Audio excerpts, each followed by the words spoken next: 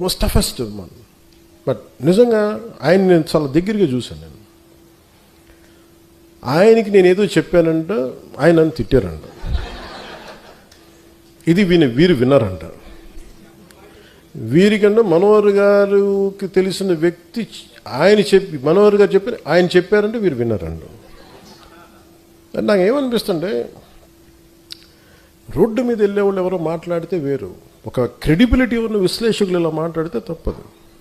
ఇప్పుడు నా గురించి కూడా మాట్లాడినాక నన్ను ఎన్నిసార్లు క్యారెక్టర్ అసాసినేట్ చేశారు, ఎన్నిసార్లు నన్ను తిట్టారు అన్నారు, తిమ్మారన్నారు, అవన్నీ పట్టించుకోవాలి. కానీ అమిత్ షా గారి పేరు వినిపిస్తే మటుకు నాకు తప్పు అనిపించింది, అది నేను ఖండించాలనిపించింది.